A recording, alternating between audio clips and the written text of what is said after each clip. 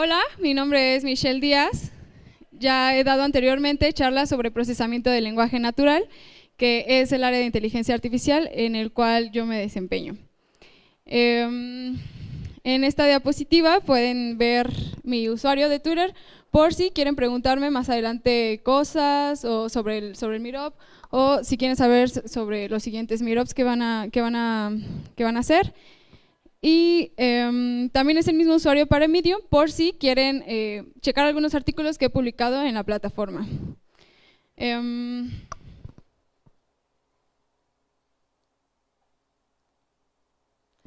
Vale.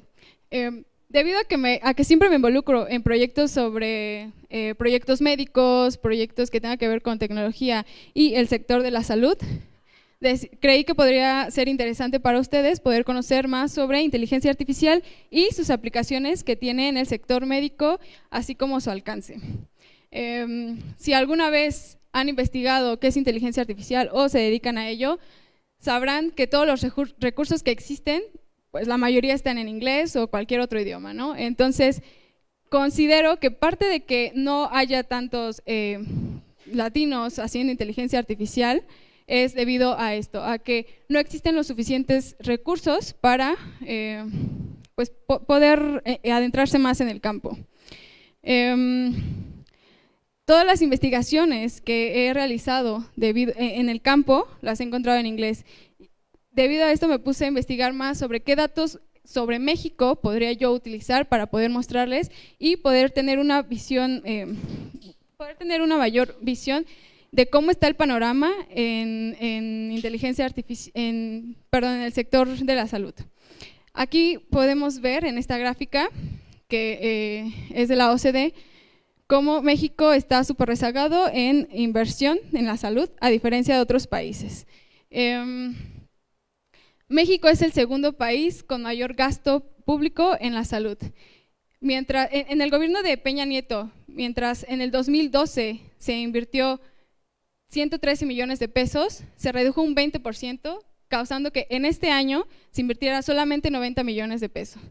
Esto propicia a que haya un desabastecimiento de medicamentos, haya más rezagos o que tarden más las citas, las consultas, claro, en servicios públicos.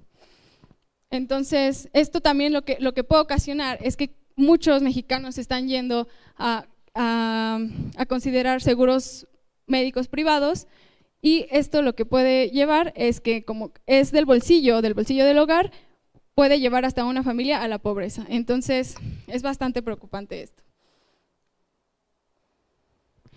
Con todos estos datos que la OCDE proporcionó, que la OCDE es la Organización para la Competitividad y Desarrollos Económicos, el Instituto Mexicano para la Competencia propuso crear métricas de calidad en los servicios de salud y tomar acciones para que los servicios de salud estén más centrados en el paciente, que en la actualidad, y según el IMCO, se encuentra desamparado como consumidor. Hay que tener en cuenta que nosotros somos consumidores de la salud.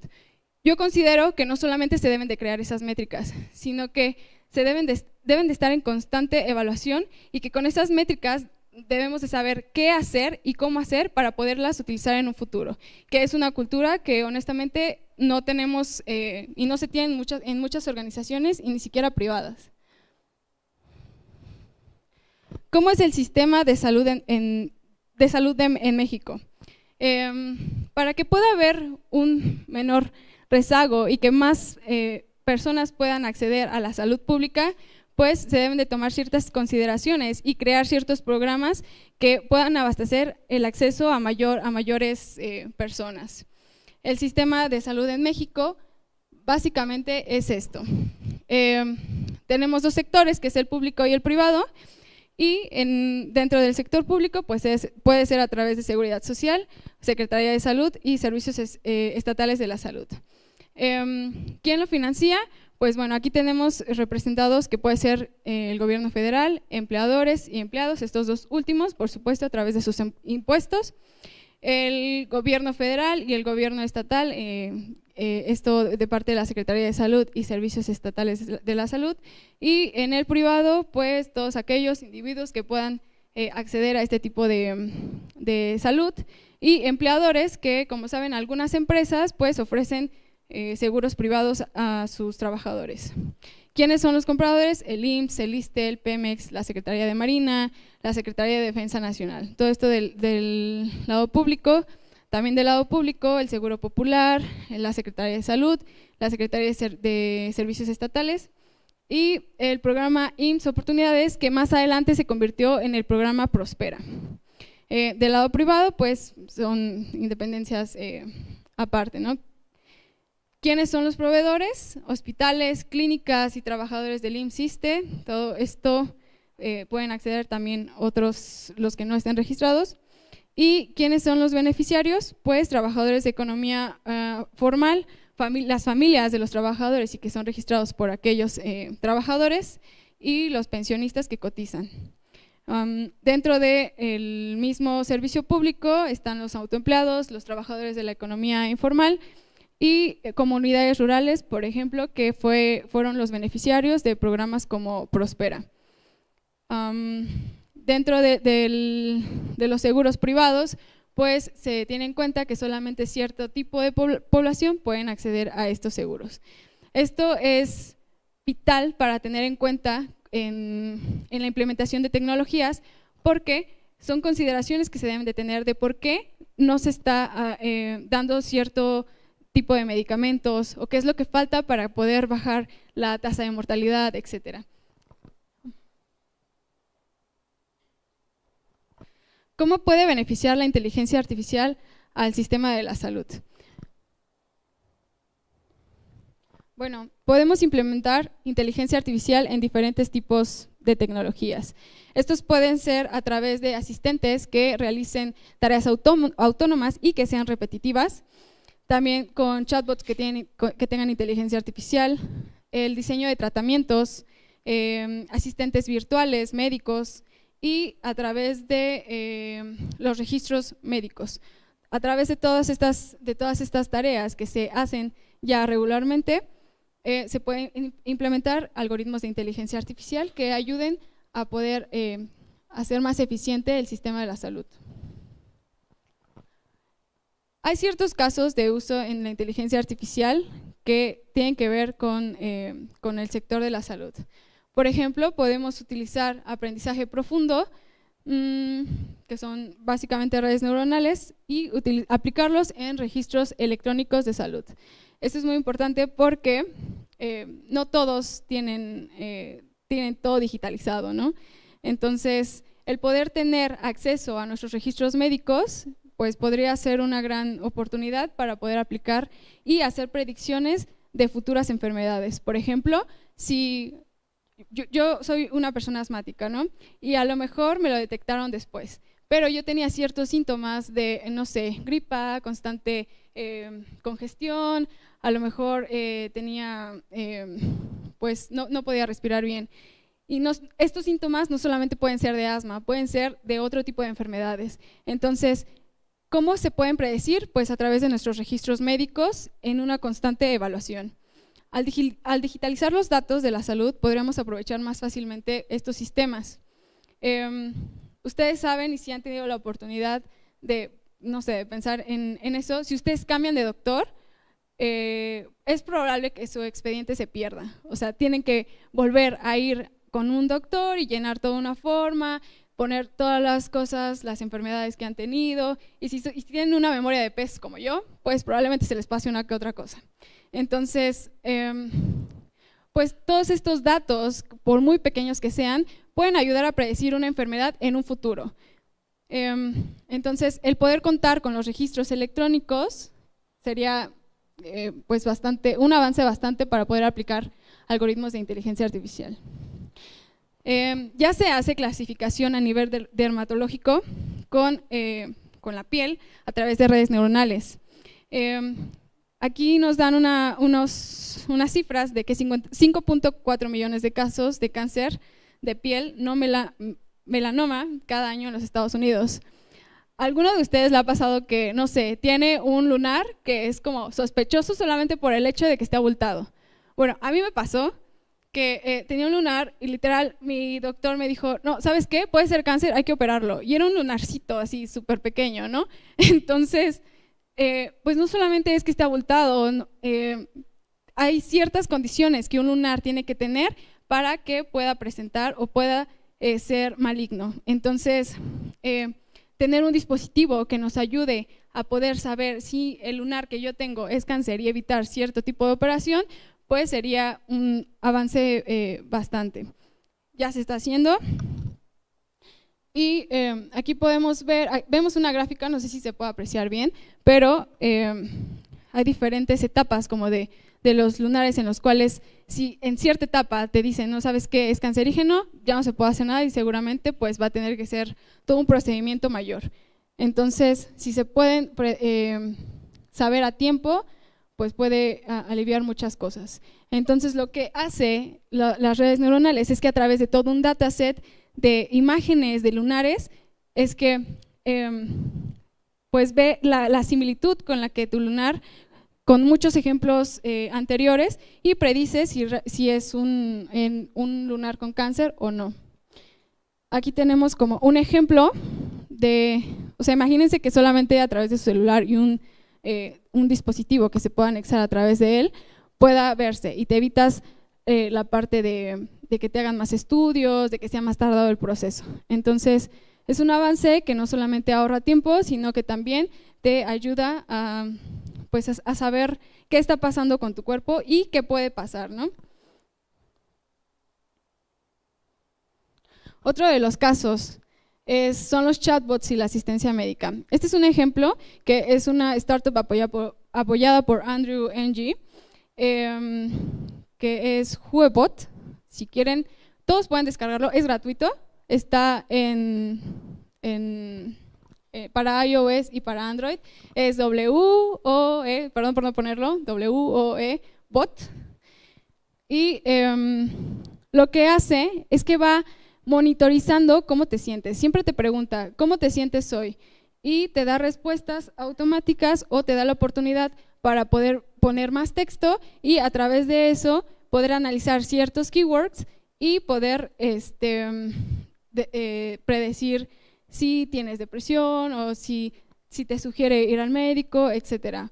Aquí en México tenemos una cultura en la cual no vas al médico hasta que ya te sientes súper mal y ya te estás muriendo, ¿no? Entonces, a diferencia de otros países o como Europa que tienen una cultura muy preventiva en cuestión de la salud, en la que pues vas antes y te revisas y te haces chequeos, pues aquí en México pues no es así. Entonces, este tipo de chatbots lo que hace es que es una manera preventiva de poder saber si en un futuro puedes caer en depresión, y es solamente un ejemplo, hay muchos más chatbots.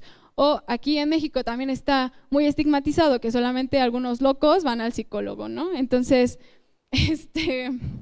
pues si tú no te sientes con esa confianza de poder ir al psicólogo, puedes utilizar este tipo de herramientas que te ayudan a saber qué está pasando, porque a veces las personas no se dan cuenta cuando tienen depresión y es muy confundible con la tristeza, o todos dicen, no es una enfermedad, cuando pues sí es una enfermedad. Entonces, este tipo de chatbots que sirven como asistentes médicos, pues son de bastante ayuda y se han estado implementando en varios. Por ejemplo, hay otro que me parece que es de Inglaterra, y lo que hace es que va preguntando qué síntomas tienes, o sea, es como para atender emergencias.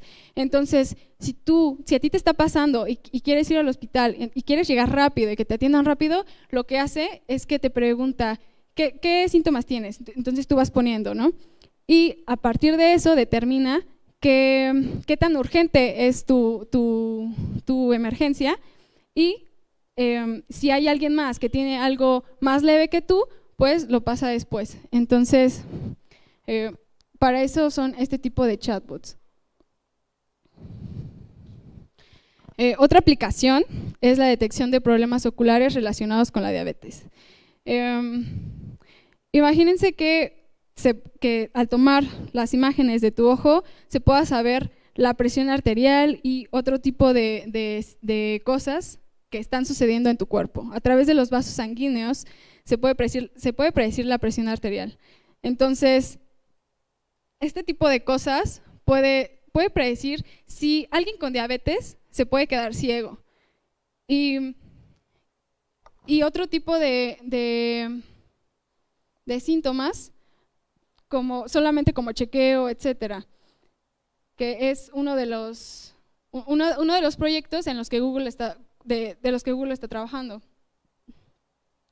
Este es otro proyecto en los que Google trabaja y es la revisión de diapositivas de patología.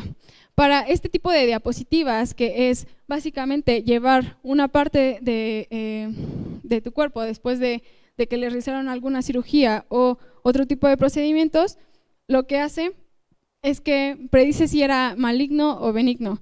Y para hacer este tipo de actividad, a un doctor le lleva bastantes años para poder predecir de manera correcta. Entonces, como no hay en ciertos sectores los suficientes médicos, este tipo de herramientas ayudaría a aliviar ese sesgo que hay. La resonancia magnética es otra de las aplicaciones en la que si tú te realizas, a lo mejor te detectan osteoartrosis, ¿no? Y te realizas estudios cada cierto tiempo. Entonces, un algoritmo puede predecir a qué nivel puede llegar tu osteoartrosis. Y a partir de ciertas imágenes que literal son píxeles dentro de esas placas, que para el ojo del doctor son casi imperceptibles, son imperceptibles, estos algoritmos pueden predecir mayores cosas de las que un doctor te puede decir así pues solamente al ver las radiografías. Bueno, esta diapositiva iba en otro lado, pero este hospital que está en Silicon Valley, que es El Camino, lo que hizo es que introdujo un algoritmo que monitoreaba todo. Monitoreaba cada vez que el paciente iba al baño, monitoreaba cada vez que el paciente pedía cierto alimento o bebida, cada vez que tomaba agua, cada vez que comía, y iba monitoreando todos los síntomas que tenía. A través de este algoritmo podía predecir qué tantas veces el paciente podía caer o recaer dentro de su enfermedad. Entonces, después de 6 meses de la implementación de este algoritmo, lo que pasó es que se redujo en un 39% pues todas estas caídas, porque lo que hacía el algoritmo es que le avisaba a las enfermeras y a sus doctores que el paciente estaba propenso a recaer. Entonces, es un poco intrusivo porque, pues que sepa cada cosa que haces, pues sí, no le gusta a toda la gente, ¿no? Pero funciona bastante. ¿Cómo se mejora la adopción de inteligencia artificial en el sector de la salud? O sea, si realmente el sector de la salud está, pues no es tan bueno de cierta forma, ¿cómo podemos mejorar esta implementación o la adopción? Bueno, aquí lo importante es replantear cómo es la relación médico-paciente. Todos tenemos hemos nacido con esa relación de ir al médico y decirle todos tus síntomas, que te revise, etcétera, ¿no? Entonces, a medida que pasa el tiempo, todo va evolucionando y el poder saber que no solamente se puede hacer todo esto mediante un médico y que puede hacer que puede ser asistido por un dispositivo o a través de tecnología, puede ayudar a que las dependencias tengan más confianza de implementar estos algoritmos. Hay que perder miedo al reemplazo, porque los médicos piensan así como, no, esta máquina me va a sustituir, etcétera, ¿no? Y no, simplemente eso no pensaron los médicos cuando descubrieron los rayos X.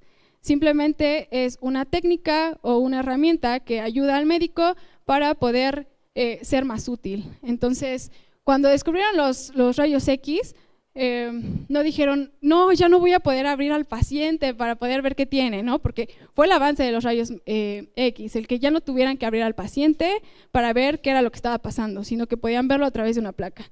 Entonces, esta herramienta no sustituyó a los doctores, simplemente los asistió. Asimismo, sucede con la inteligencia artificial. Responsabilidad médica. Surge esta pregunta de, ok, ¿qué pasa si se implementan algoritmos de inteligencia artificial para predecir qué enfermedad tengo a través de todos mis registros médicos? ¿Es culpa del algoritmo de inteligencia artificial si me hace una mala predicción o es del doctor? Es una pregunta que va a surgir, ¿no? Entonces, siempre hay que tener responsabilidad médica en la cuestión de que todos los médicos se equivocan y de hecho hay un porcentaje de muerte de médicos que no hacen un buen diagnóstico y que las personas mueren por eso. Entonces, hay que utilizar la inteligencia artificial como herramienta, pero no como herramienta final. Entonces, también hay que trabajar en la confianza en la tecnología, porque el simple hecho de ocupar más cosas, ocupar más electrónicos, etcétera, pues es como, ay no, yo no creo que eso, ¿no? Que eso funcione, etcétera. O algunas personas no consideran confiables que pues a través de este tipo de algoritmos se puedan saber ciertas cosas. O sea, confían más en un médico que ha estudiado 15 años para esa especialidad.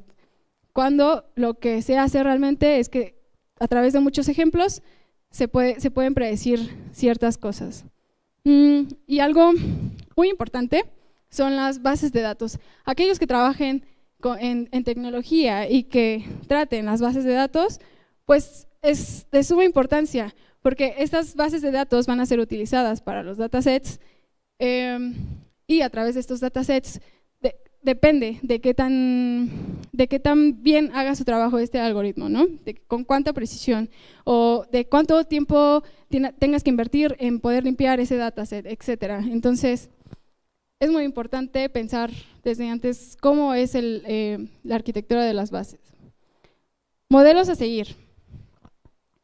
Nueva Zelanda recientemente publicó un informe en donde dijo que iba a estar basando toda su tecnología a través de algoritmos de inteligencia artificial. Lo que hizo fue incorporar un dispositivo que se llama ESPatch, en el cual se utiliza para pacientes con arritmia y a través de todos estos datos recopilados, pues se puede evaluar se evalúa toda la masa de datos y permitió que pues más pacientes fueran atendidos, ¿no? Porque había una deficiencia de máquinas. Entonces, al implementar estos dispositivos que a lo mejor en un principio representan una inversión mayor, al final pues representa una ganancia porque ahorra dinero al hospital y da también más dinero al atender a más personas. El Centro Médico Langone, que está en Nueva York, está desarrollando un sistema de inteligencia artificial para predecir qué pacientes es probable que desarrollen la sepsis, que la sepsis es cuando te inflama todo tu cuerpo y empieza a afectar a todos los órganos en general. Entonces, a través de cuáles son los síntomas que van teniendo los pacientes, va desarrollando la predicción sobre sobre quién puede padecerla, ¿no?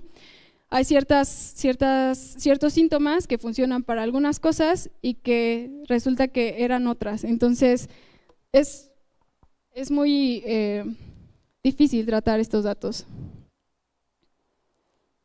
Consideraciones.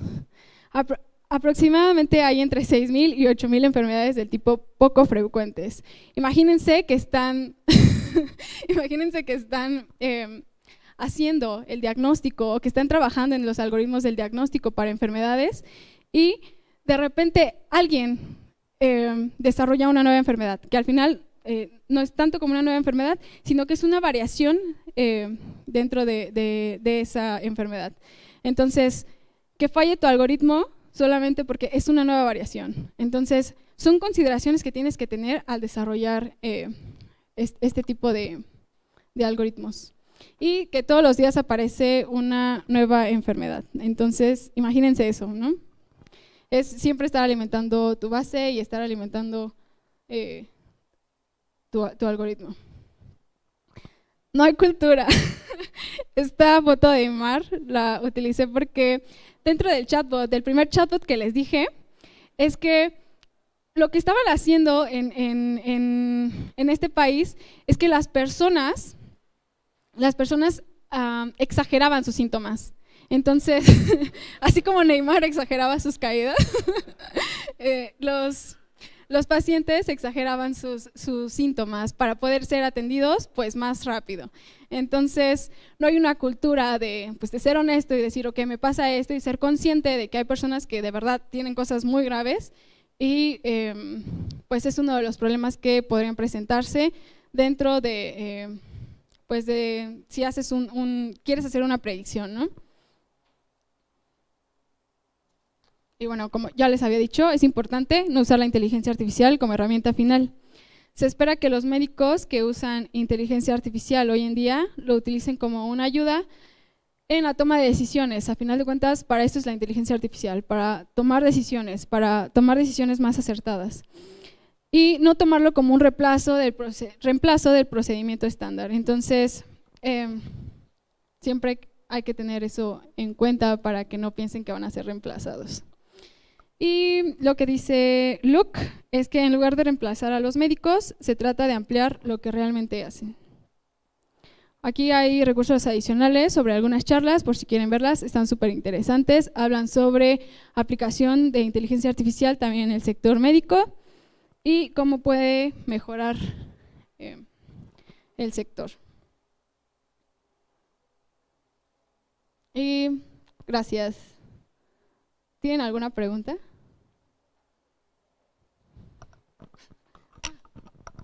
¿Me ayudas, por favor?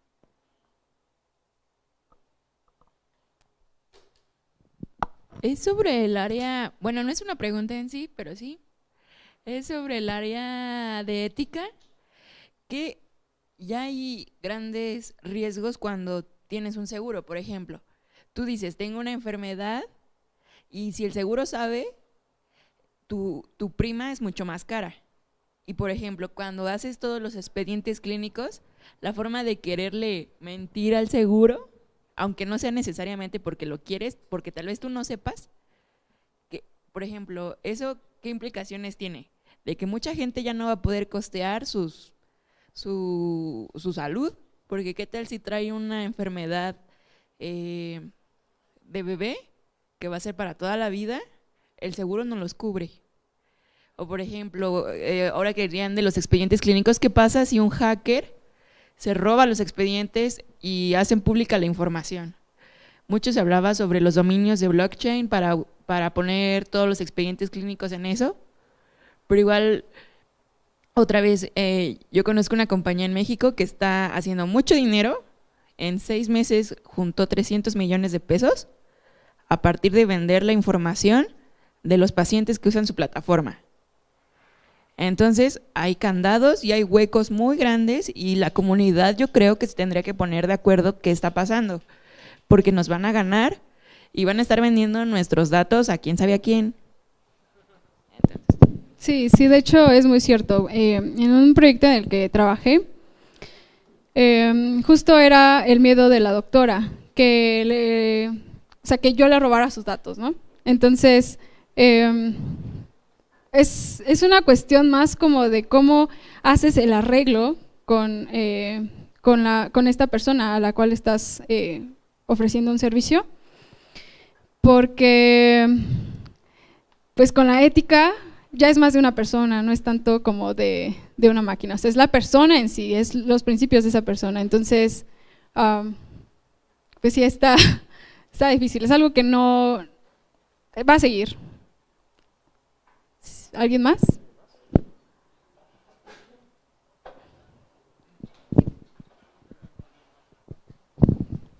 Hola, de acuerdo a las aplicaciones que haces dentro de la inteligencia artificial, por ejemplo, yo hace como 4 años estuve trabajando con el Instituto Politécnico para desarrollar un algoritmo para la detección de la tuberculosis, haciendo un sistema de preguntas y encuestas a la gente, ¿no?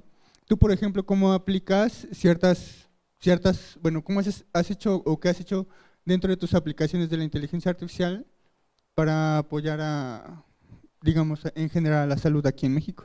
¿A quién, perdón? Aquí en México, ¿qué has hecho algunas aplicaciones? ¿Cómo has aplicado tú la inteligencia artificial? Exacto. Ok. Ejemplos ¿En qué he aquí trabajado, México. Exacto, básicamente? exacto. Bueno, dentro de mi investigación, hice investigación sobre chatbots. Fue sobre poder predecir justamente ciertas enfermedades, lo cual fue bastante difícil porque hay mucha variación o siquiera el lenguaje en el que se expresan. Ya desde ahí fue como que el mayor reto, ya ni siquiera predecir qué enfermedad era, sino cómo lo expresaban los pacientes. Entonces, ese ha sido fue de hecho como mi primer acercamiento al área, y actualmente estoy trabajando en otro, pero no puedo hablar aún por acuerdo de confidencialidad. Sí. ¿Alguien más? ¿Cómo crees que pudiéramos, yo soy de la parte de salud, limitar o disminuir el reto justo del sector público? Porque pudiera haber muchos, tengo amigos emprendedores en esta parte de crear tecnología aplicable para niños o para adultos, para prevenir o para mantener la salud. Y justo el sector público es un poco limitante, ¿no? En cuestión de costo-beneficio, o simplemente, como dices, la parte de no sentirse reemplazado en la cuestión de los médicos. ¿Cómo crees que pudiéramos trabajar en conjunto para limitar este reto, ¿no?, del sector público, que es donde más población hay? Pues es muy sorprendentemente, estaba checando y el IMSS tiene muy buenas estrategias de implementación para poder mejorar la calidad. Lo malo aquí es que debido al crecimiento desacelerado de la población y al recorte de presupuesto, esas estrategias no llegan a todos. Entonces, a lo mejor muchos conocen a personas que dicen, no, pues a mí me atendieron súper bien y todo eso, ¿no? Y hay otros que dicen, no, pues me tardaron todo un año en darme una cita. Yo considero que debería de poder haber un acercamiento entre pues desarrolladores tal cual, porque hay muchos consultores, pero se debe de tener como la parte técnica para saber qué se puede hacer realmente con los algoritmos. Entonces, creo que se podría trabajar en conjunto no solamente para comprar mayores máquinas, sino también hacer qué se hacen con los datos de esas máquinas.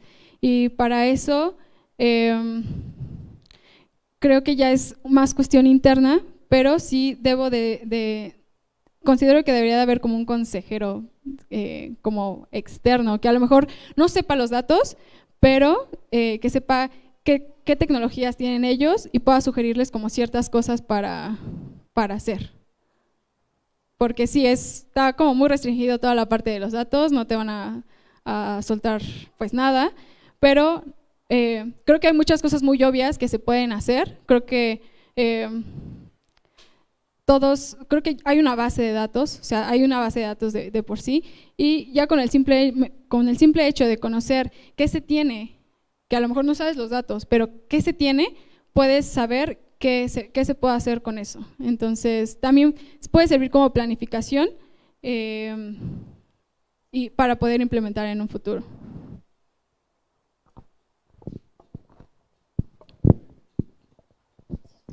Gracias. Un comentario con lo que decía la compañera sobre el riesgo ético de que se haya leak de datos, etcétera. Pues realmente tenemos muchos datos muy delicados, bancarios y de otro tipo, entonces ya hemos aprendido bastante a manejar ese tipo de datos, entonces no debería ser la excepción el sector salud. La ventaja que tiene México paradójicamente es que todo es muy analógico todavía. Entonces tenemos mucho tiempo para prepararnos para cuando llegue ese momento. Como tú mostraste en la gráfica, el sector salud está muy fragmentado. no solamente eso, sino que la interoperabilidad de los sistemas en salud es muy limitada. O sea, es muy difícil que el IMSS le hable al Ángeles o que le hable a Médica Sur, etcétera. O sea, no hay flujo de datos.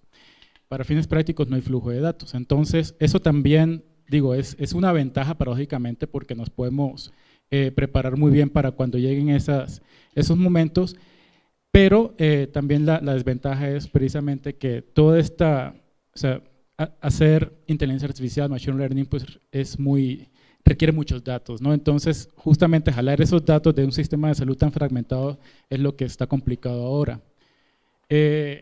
Bueno, a riesgo de sonar como que estoy autopromoviéndome, yo coordino aquí en México Hacking Health y pues justamente este tipo de temas pues es el pan diario, ¿no? Continuamente estamos hablando de eso con diferentes autoridades, con diferentes emprendedores también, como tú decías ahorita. Y entonces, pues estaría bien que se acercaran a comunidades como Hacking Health para que sigamos esta plática, ¿no? De hecho, mañana tenemos un meetup a las 7 igual, pero es en Numa, entonces por eso digo,